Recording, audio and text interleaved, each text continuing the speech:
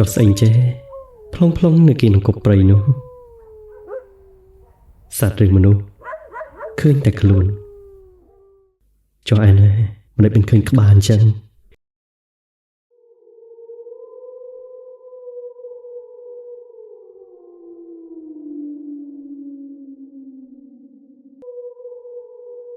កាលពីដើមឡើយមានដំណើរតគ្នាថាប្រសិនបើយើងឃើញនរណាម្នាក់អត់មានក្បាលឬកំបុតក្បាលឬក៏រូបរាងកាយរបស់គាត់នឹងខុសប្រក្រតីដែលតាមពិតនោះម្ចាស់រូបគាត់គឺជាមនុស្សធម្មតានោះទេតែអ្នកដទៃមើលឃើញមកគាត់ក្នុងសភាពកំបុតក្បាលបាត់ដៃបាត់ជើងជាដើមនេះគឺជាប្រផ្នូលដែលមានគ្រោះធំហើយអាចធ្វើឲ្យបាត់បង់ដល់អាយុជីវិតទៀតផង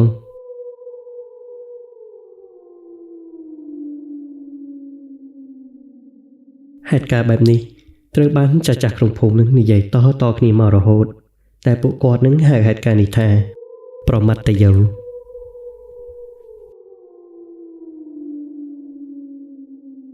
ជាធម្មតារឿងនេះត្រូវបានចាស់ហាមមិនឲ្យក្មេងៗឬនរណាម្នាក់និយាយប្រៀបដាស់ឡើយឬយកទៅនិយាយលេងសើចនោះទេព្រោះថាហេតុការណ៍នេះជាហេតុការណ៍ដែលមនុស្សម្នាគ្រប់គ្នានឹងមិនចង់ជួបឡើយជារឿងដែលរន្ធត់ដែលមនុស្សគ្រប់គ្នានឹងខ្លាចរអាហើយនៅក្នុងយប់នេះនីតិនិទាននឹងលើកយកសាច់រឿងមួយមកដំណើរជូនប្រិយមិត្តស្ដាប់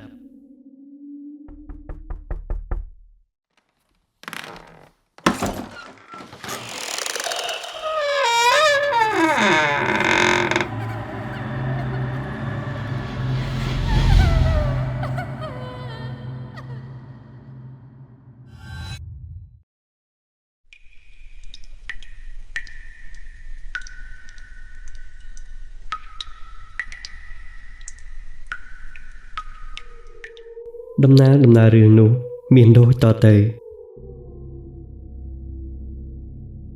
កាលពីដើមឡើយមានគ្រួសារមួយដែលអ្នកស្រុកអ្នកភូមិស្គាល់គាត់ថាគាត់ឈ្មោះពូអឿនគាត់ជាអ្នករស់នៅក្នុងភូមិនេះអស់រយៈពេលជាយូរណាស់មកហើយតាំងពីដូនតាំងពីតាមកម្លេះពលគឺ3ចំនួនហើយឯគាត់នឹងគឺជាចំនួនទី3គាត់មានកូនប្រុសចំនួន2នាក់ដែលកូនច្បងមានអាយុ9ឆ្នាំនិងកូនប្អូនមានអាយុ6ឆ្នាំសប្តាហ៍ថ្ងៃពូអឿនគាត់ប្រកបរបរធ្វើស្រែចម្ការនិងឡើងភ្នំកាប់ឫស្សីដើម្បីធ្វើលក់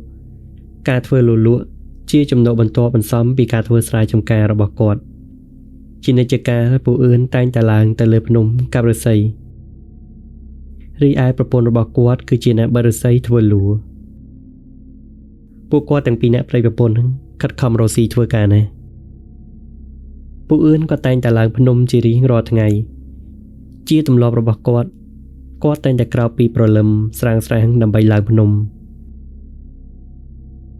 ស្រាប់តែថ្ងៃមួយកូនប្រុសច្បងរបស់គាត់ដែលមានឈ្មោះថាស័កបានសុំឪពុកដើម្បីទៅភ្នំកាប់ឫស្សីជាមួយនឹងគាត់ដែរដំបងឡើយពូអឿនគាត់មិនចង់ឲ្យកូនទៅទេតែដោយសារតែកូននឹងទទូចពេកហើយប្រពន្ធរបស់គាត់នឹងក៏បន្ថែមថា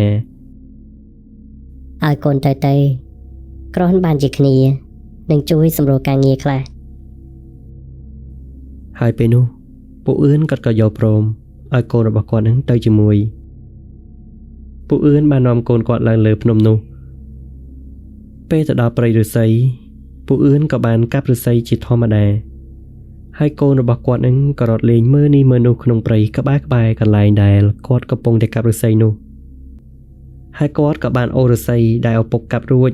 យកមកដាក់កគ្នាមួយកន្លែងដើម្បីឲ្យឪពុកនឹងងាយស្រួលចងផង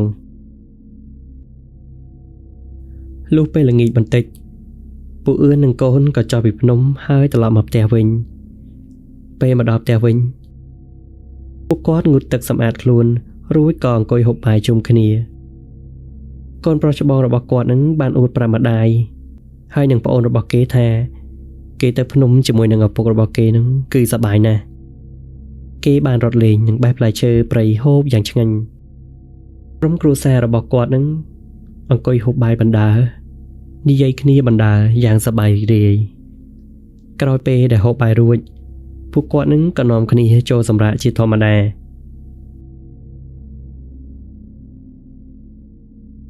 លុះព្រឹកស្អែកពួកអឿនក៏ត្រូវងើបទៅព្រៃទៀតហើយ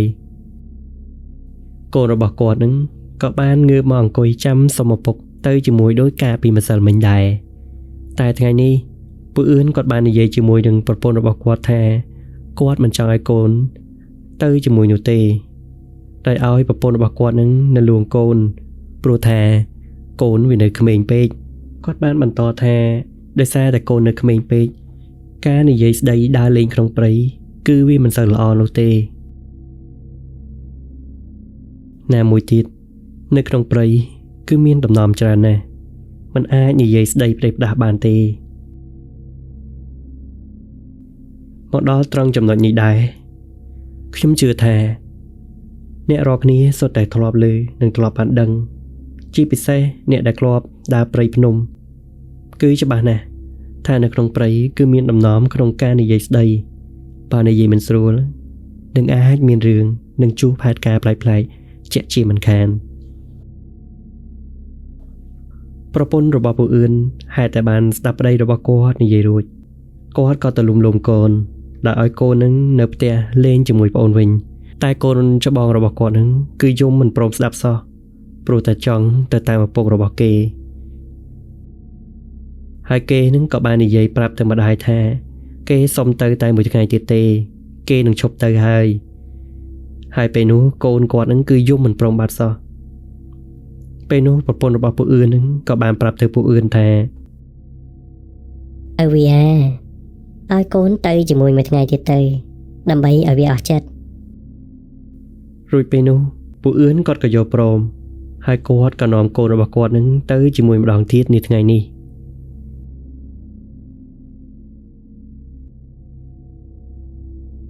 នៅពេលឡើងភ្នំលើកនេះពួកអឿនគាត់បាននិយាយជាច្រើនប្រាប់ទៅកូនរបស់គាត់ដោយគាត់បាននិយាយថាសាអាកូនត្រូវតែដើរតាមពុកណាកុំរត់លេងព្រៃផ្ដាស់អីព្រោះថាខ្លាចមានគ្រោះថ្នាក់មុតដៃមុតជើងហើយបើឃើញមានអ្វីប្លែកឬមិនស្គាល់កុំលេងព្រៃផ្ដាស់ណាកូនកូនច្បងរបស់គាត់ក៏បានឆ្លើយតបទៅពួកអឿនវិញថាបាទពុកនិយាយរួចកូនរបស់ពួកអឿនក៏ជួយពួកអឿនអូឫស្សីដោយការពីម្សិលមិញដែរគេដាក់ឫស្សីកលើគ្នាមួយដុំរួចគេក៏រកមើលកន្លែងអង្គុយសម្រាប់បន្តិចហើយពេលនោះគេក៏ងាកឃើញដើមឈើធំមួយនៅក្បែរនោះដោយគេឃើញពីចម្ងាយមានអ្វីប្លែកៗនៅខាងក្រោមដើមឈើនោះហើយគេក៏រត់ទៅជិតមើលពេលនោះគេក៏បានឃើញបាយម្ហូបដាក់នៅលើស្លឹកឈើនៅខាងក្រោមដើមឈើនោះហើយពេលនោះគេក៏បានស្រែកសួរទៅឪពុករបស់គេថាពុកនៅក្រោមដើមឈើនេះមានគេដាក់បាយម្ហូបគេដាក់លើស្លឹកឈើដូចចម្លែកណាពុកពួកអឿនហេតុតែឮកូនរបស់គាត់និយាយបែបនេះគាត់ដឹងក្នុងចិត្តយ៉ាងច្បាស់ថានេះគឺជាបាយម្ហូបរបស់បងប្អូនអ្នកដើរព្រៃដទៃទៀតដែលគេដាក់ថ្វាយម្ចាស់ទឹកម្ចាស់ដីដើម្បីសុំក្តីសុខពេលចូលព្រៃហើយគាត់នឹងក៏បញ្ញាប់ហៅកូនរបស់គាត់នឹងឲ្យចេញពីដើមឈើនោះហើយគាត់នឹងក៏បានផ្ដាំកូនគាត់ទៀតថា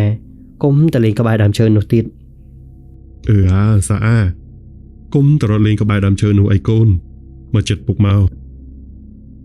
កូនច្បងរបស់ពួកអឿនពេលដែលស្ដាប់ពួកអឿននិយាយរួចក៏រត់មករកឪពុកវិញ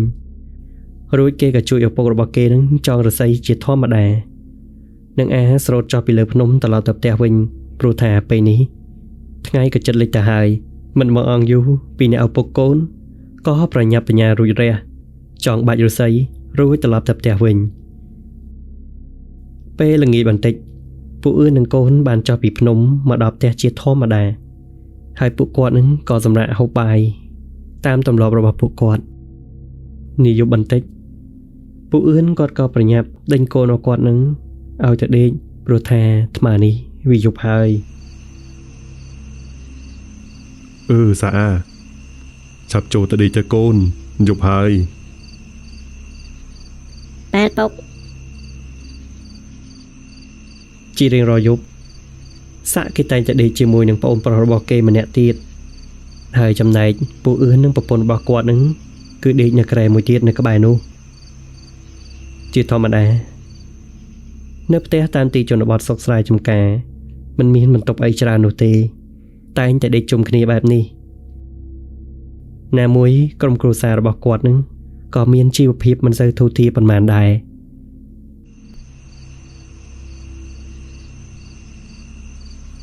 យប់កាន់តែជ្រៅសំឡេងខ្យល់បក់វូ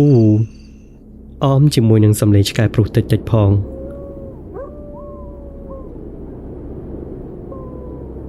មនុស្សម្នាក្នុងផ្ទះកំពុងដេកលងលក់ក្នុងដំណេកយ៉ាងស្កប់ស្កល់ពេលនោះម៉ោងប្រហែលជាជាង10យប់សាក់បានងើបចុះពីគ្រែរបស់គេនឹងដើម្បីទៅជឿនោមនៅឯកុំព្រៃគៀមផ្ទះរបស់គេដោយសារតែនៅជនបទបែបនេះ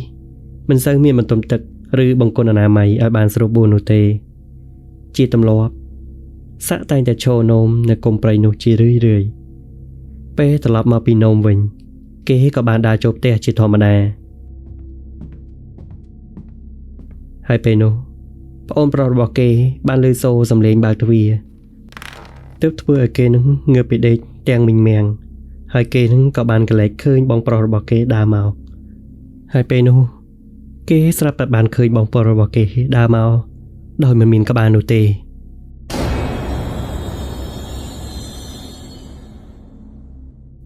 គឺដើរចូលផ្ទះដោយមានតែខ្លួនតែប៉ុណ្ណោះតែពេលនោះប្អូនប្រុសរបស់សាក់គេនៅក្មេងពេកមិនដឹងអីនោះទេគេក៏ប្តីខ្លួនហើយដេកទៅវិញទៅដោយមិននិយាយអ្វីទាំងអស់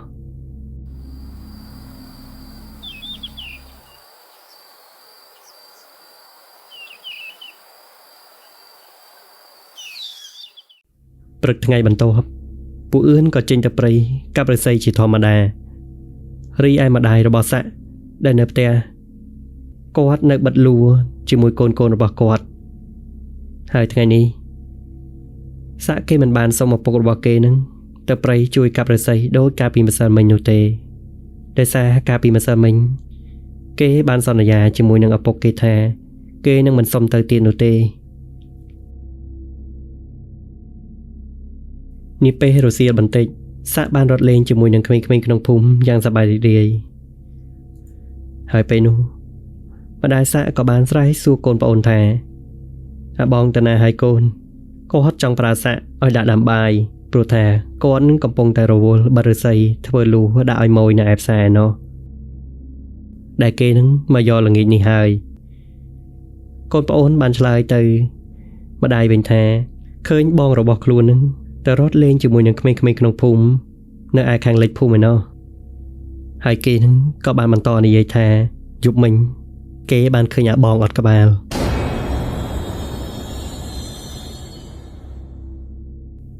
ពេលឮកូនប្អូននិយាយបែបនេះម្ដាយសាក់មិនបានយកចិត្តទុកដាក់នឹងសម្ដីរបស់កូនប្អូនឡើយដែលគាត់គិតថាក្មេងៗនិយាយលេងបែបហ្នឹងហើយគាត់នឹងក៏បន្តការងារធ្វើលួរបស់គាត់បន្តទៀតដោយគាត់នឹងមិនបានគិតដល់សម្ដីកូនប្អូននិយាយឡើយក្រឡេកទៅមើលសាក់កូនពូអឿនវិញ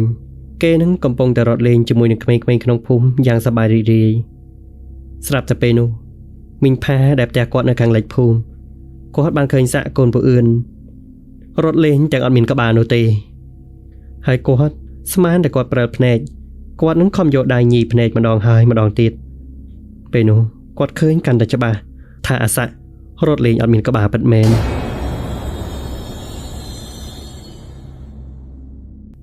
គាត់នឹងក៏បញ្ញាប់ហៅកូនគាត់ឲ្យឈប់លេងជាមួយអាសាក់ហើយក៏ដេញសាក់ឲ្យត្រឡប់ទៅផ្ទះវិញភ្លាមៗនោះគាត់ក៏បញ្ញាប់ដើរទៅប្រាប់ម៉ែអាសាក់ថាអាមុំមិញឃើញកូនអាមុំឯងរត់លេងមកផ្ទះតែមិញអត់ឃើញវាមានក្បាលទេក្មួយម្ដាយរបស់សាក់នឹងក៏បានឆ្លើយតបទៅមីងផាវិញថាមែនអីមីងមែនអីពេលនោះប្រពន្ធរបស់ពូអឿនគាត់ភ័យខ្លាំងណាស់គាត់ខ្លាចកូនរបស់គាត់នឹងគឺមានរឿងតែគាត់មិនដឹងធ្វើយ៉ាងណានោះទេគាត់បានត្រឹមតែអរគុណមីងផាដែលខំរត់មកប្រាប់ហើយគាត់នឹងក៏អង្គុយរងចាំប្តីរបស់គាត់មកពីកាប់ឫស្សីវិញនឹងប្រាប់រឿងនេះទៅប្តីរបស់គាត់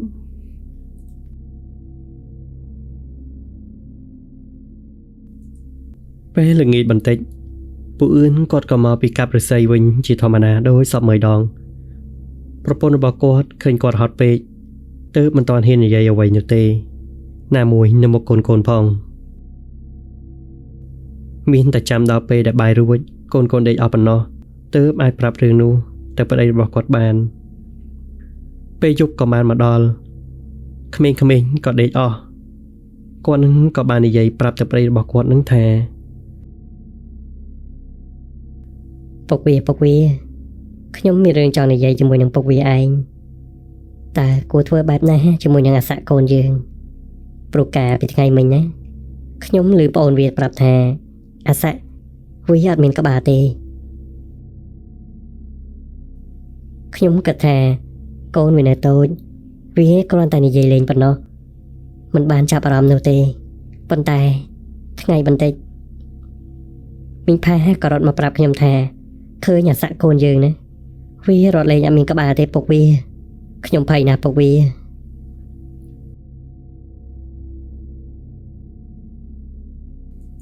ពួកអឿនឮប្រពន្ធរបស់គាត់និយាយហើយគាត់នឹងក៏ដកដង្ហើមធំរួចគាត់ក៏និយាយបន្តទៀតថាដំបូងឡើយគាត់នឹងមិនចង់ប្រាប់ប្រពន្ធរបស់គាត់នោះទេព្រោះខ្លាចប្រពន្ធរបស់គាត់នឹងបារម្ភណាមួយដោយសារតែគាត់ឃើញកូនរបស់គាត់នឹងគឺមិនមានបញ្ហាអីនោះទេទើបគាត់គិតថាចង់ឲ្យរឿងនោះវាហួសទៅគាត់មិនចង់រំលឹកវាទេប៉ុន្តែនៅពេលដែលគាត់ឮប្រពន្ធរបស់គាត់និយាយបែបនោះគាត់នឹងក៏លន់មាត់ថាម៉ែវាដឹងទេកាលពីថ្ងៃមុនខ្ញុំនាំអាស័កកូនយើងទៅព្រៃអាស័កវារត់លេងនៅក្បែរដើមឈើមួយហើយនៅក្រោមដើមឈើនោះមានអ្នកដើរព្រៃគេដាក់បាយពូតនិងម្ហូបជាបាយសំណែនដើម្បីសុំសេចក្តីសុខពីម្ចាស់ទឹកម្ចាស់ដីនៅក្នុងព្រៃនោះហើយកូនយើងវាមិនដឹងនោះទេវាក៏បានរត់ទៅឈូសបាយម្ហូបទាំងអស់នោះចោលដោយមិនដឹងទេថាបាយម្ហូបទាំងអស់នោះគឺជាបាយម្ហូបសំណែនប្រិយមិត្តទាំងអស់គ្នាយើងត្រឡប់ទៅត្រង់កន្លែងនេះវិញដែលពេលនោះពួកអឿននិងកូនរបស់គាត់នឹងចូលក្នុងព្រៃហើយកូនរបស់គាត់នឹងបានប្រាប់គាត់ថាឃើញបាយម្ហូបជាច្រើនដាក់នៅលើស្លឹកឈើនៅក្រោមដើមឈើមួយមុនពេលដែលកូនគាត់ប្រាប់រឿងនេះទៅគាត់កូនរបស់គាត់នឹងគឺបានជ្រុលជើងឈូសម្ហូបទាំងអស់នោះបាត់ទៅហើយធ្វើឲ្យបាយម្ហូបទាំងអស់នោះក្រពុកប្រប៉ាត់របាយពេញក្រោមដើមឈើនោះហើយពួកអឿនគាត់ក៏បាននិយាយបន្តរៀបរាប់ប្រាប់ប្រពន្ធរបស់គាត់ជាច្រើននៅរឿងនេះថ្ងៃនោះតាមជំនឿខ្មែររបស់យើងនេះពេលដើរព្រៃត្រូវប្រយ័ត្នមាត់កជានិច្ចជាពិសេសកាយវិការណាមិនសមរម្យហើយបើកាលណាឃើញមានគេដាក់សំណែនបែបនេះគួរកុំទៅរុះរើឬទៅរើលេងឲ្យសោះព្រោះថានោះគឺជាសំណែនរបស់ម្ចាស់ទឹកម្ចាស់ដីប្រសិនបើនរណាម្នាក់ទៅប៉ះពាល់ឬបំពានអាចមានបញ្ហាដល់ខ្លួនឯងត្រឡប់មកកាន់ពួកអឿននិងប្រពន្ធរបស់គាត់វិញកាលណាដែលនិយាយគ្នាមិនទាន់នឹងចប់ស្រួលបួផងភ្លាមនោះកូនប្អូនដែលកំពុងដេកនៅក្រែម្ខាងទៀតបានបើកមុងរត់មករកពួកគាត់នៅក្រែរបស់ពួកគាត់ហើយសាក់ដែលជាកូនបងនោះក៏រត់តាមប្អូនដូចគ្នាពេលដែលស្ដាប់ឮឪពុកនិយាយបែបនេះពេលនោះស្រាប់តែពួកអឿននិងប្រពន្ធរបស់គាត់នឹងបានឃើញកូនច្បងរបស់គាត់កំពុងតែរត់មកដោយអត់មានក្បាលនោះទេ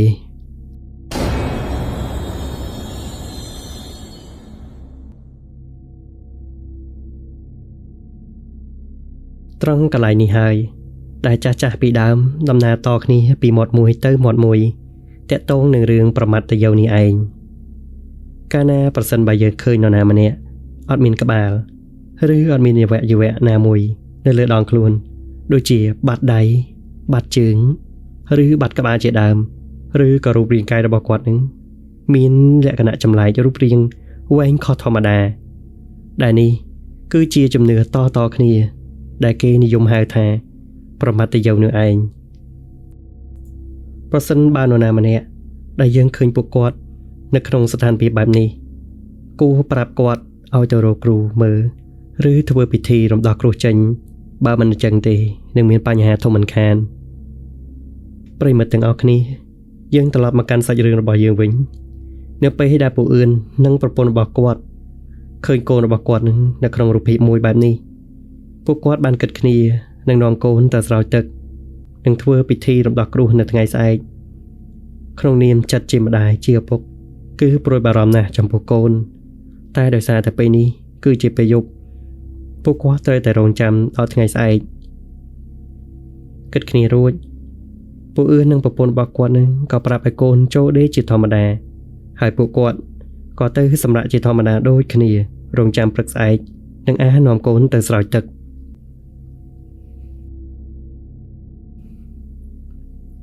លុះព្រឹកឡើងដោយសារតែថ្ងៃនេះ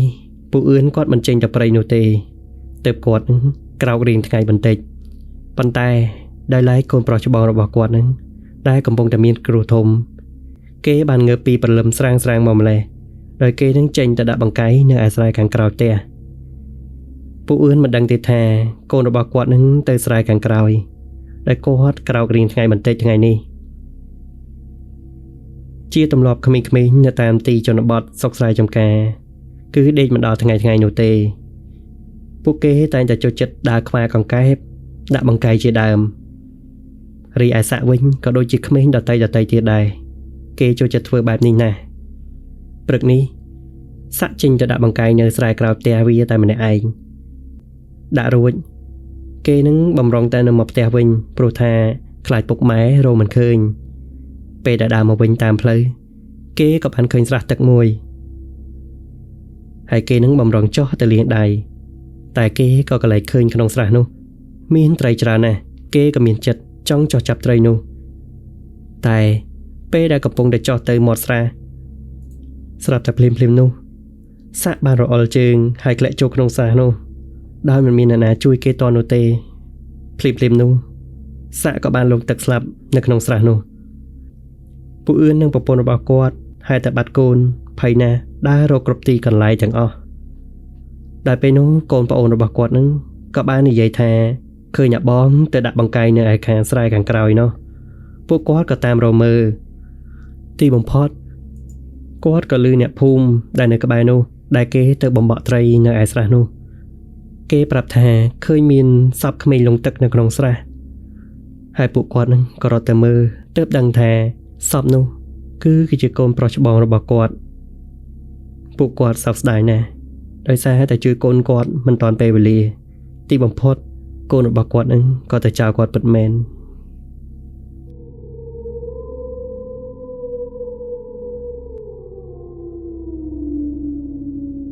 ដូចអ្វីដែលនិយាយខាងលើអញ្ចឹងឯងកាលណាប៉ះសិនបើមានប្រផ្នូលអាក្រក់បែបនេះកើតមានលើនរណាម្នាក់ហើយម្នាក់នោះអាចមានគ្រោះធំឬអាចមានបញ្ហាដល់អាយុជីវិតជាដើមដែលចាស់គាត់ប្រកាន់ភ្ជាប់ជួនណាស់ប្រសិនបើជួយមិនទាន់ពេលវេលានោះទេអាចមានបញ្ហាដូចរឿងដែលបានដំណើរខាងលើនេះអញ្ចឹងឯងហើយតាក់ទងនឹងប្រមាថយោនេះណាចាស់គាត់មិនចង់ឲ្យយកទៅនិយាយលេងសើចនោះទេព្រោះថាវាគឺជារឿងជំនឿដែលមានតាំងពីយូរលង់ណាស់មកហើយប្រផ្នូលឃើញមនុស្សអត់ក្បាលគឺជាប្រផ្នូលមិនល្អនោះទេបើសិនមិនរំដោះគ្រោះនោះទេអាចនឹងមានបញ្ហាដល់អាយុជីវិត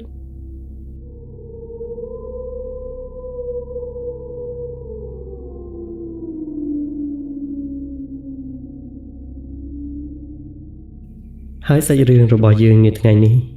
ក៏ឈានជើងចូលដល់ទីបញ្ចប់ហើយសូមអរគុណប្រិយមិត្តទាំងអស់គ្នាដែលចូលមកស្ដាប់ការនិទានរបស់នីតិ